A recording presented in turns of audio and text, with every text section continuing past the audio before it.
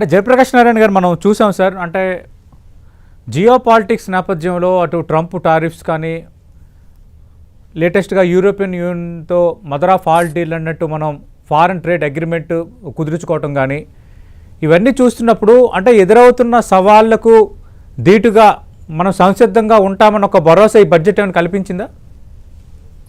మంచి ప్రశ్న అడిగారు. చైనా పెరిగినప్పుడు సతీష్ 1978లో వాళ్ళు చైనాలో ఆధునికీకరణ, ప్రపంచీకరణ మొదలెట్టారు. అప్పటి నుంచి ఆగకుండా ముందుకెళ్లారు.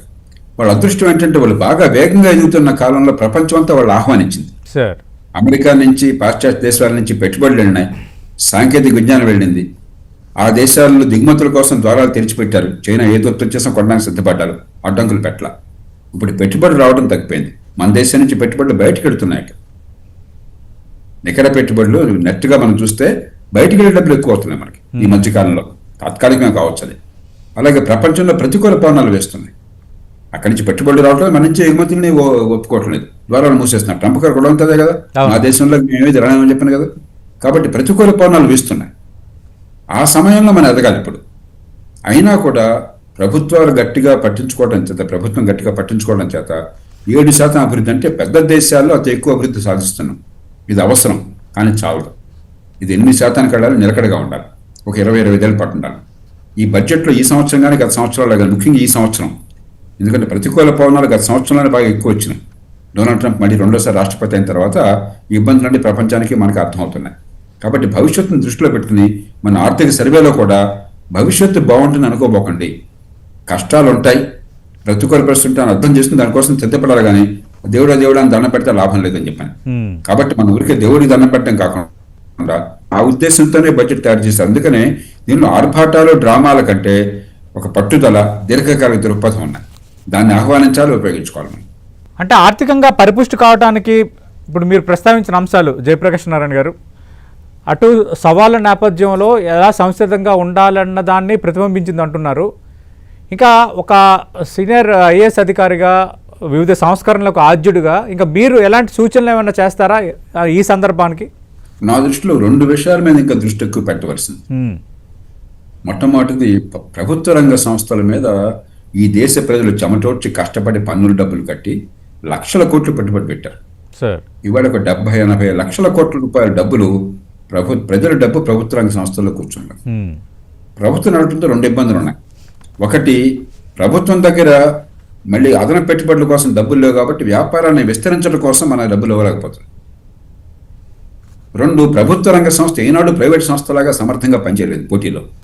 ప్రైవేట్ రంగ సంస్థలు పోటీకి తట్టుకొని నానా తంటాలు పెట్టి లాభాలు పెంచుకుంటాయి, విస్తరణ చేస్తాయి, మార్కెట్లో వాళ్ళ వాటా పెంచుకుంటాయి. ప్రభుత్వ సంస్థలు పెంచుకోవట్లేదు.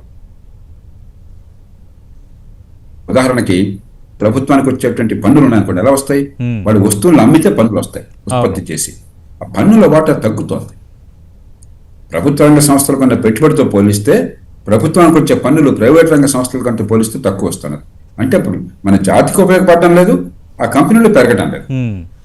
వాటిని ప్రైవేటీకరించాలనుకోండి క్రమక్రమంగాను ఏమవుతుంది? 2 రకాలుగా లాభం. ఒకటి, మార్కెట్లోకి వెళ్ళినప్పుడు మరింత సమర్థంగా పనిచేస్తాయి, పెట్టుబడి వచ్చి విస్తరిస్తాయి, మార్కెట్లో వాళ్ళ వాటా పెరుగుతుంది, లాభాలు పెరుగుతాయి, ఉపాధి పెరుగుతుంది, ఆర్థిక వ్యవస్థ పెరుగుతుంది.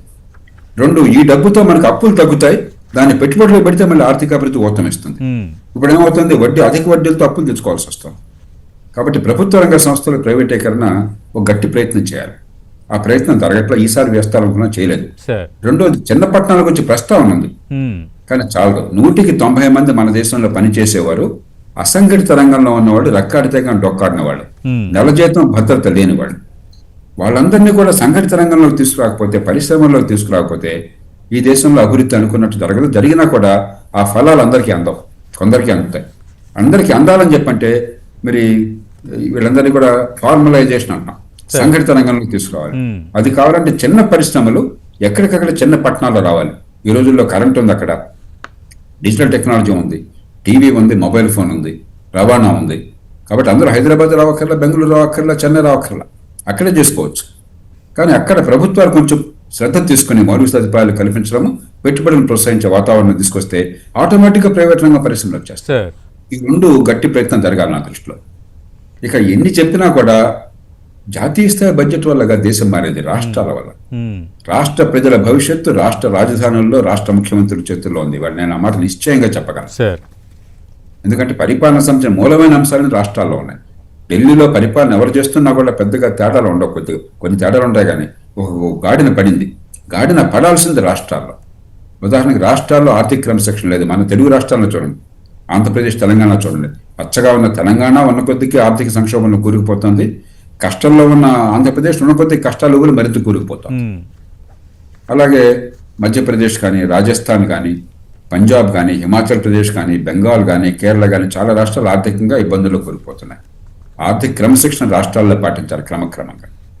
రెండోది, మంచి ప్రమాణాల విద్య లేకపోతే ఈ నిరుపేదల్ని, అసంఘటితంగా ఉన్న వాళ్ళని మనం ఉపాధి క్రమంలో తీసుకెళ్ళాం. అవును సార్. పేరుకి విద్య ఉంది, ఉత్తిత్తి విద్య ఉండదు. విద్య పెరగాలి. మంచి ఆరోగ్యం అందకపోతే, ఆరోగ్యం సరిగ్గా అందకపోవడం చేత 1,00,000 మంది జనాభాకి 20,000 సంవత్సరాలు కోల్పోతున్నాం. సంవత్సరానికి 20% ఉత్పాదకత కోల్పోతున్నాం అనారోగ్యం కారణంగా ఈ దేశంలో. ఆరోగ్యాన్ని మెరుగుపరిచే పద్ధతులు ఉన్నాయి, తక్కువ ఖర్చుతోనే. నాలుగోది, చిన్న పట్టణాలు. ఇందాక చెప్పాను, చిన్న పట్టణాల అభివృద్ధి కోసం గట్టి పీటలు వేయాలి, రాష్ట్రాలు జరగాలి పనంతా కూడా. ఐదోది, కనీస ప్రమాణాల చట్టబద్ధ పాలన. ఆరోది, మనకు కావాల్సింది నగరాలు నరకంగా ఉంటున్నాయి. హైదరాబాద్ తీసుకోండి, రవాణాలోనే బెంగళూరుతో పోటీ పడుతున్నాం. ఉమ్, ఎక్కడ చూసినా రద్దీ అయిపోతుంది, ట్రాఫిక్ జామ్స్ వచ్చేస్తున్నాయి. పొల్యూషన్ ఎవడ పొద్దున హైదరాబాద్లో చూస్తే అంతా స్మాగ్ వచ్చేసింది, మీరు గమనించారో లేదు? అవును సార్. ఢిల్లీతో పోటీ పడుతున్నాం. నగరాలు నరకం అవుతున్నాయి. ఆర్థికాభివృద్ధి వస్తుంది, జీవన ప్రమాణాలు ఎదురుపడతాయి. ఇవన్నీ రాష్ట్రాలు చేయాల్సిన పని.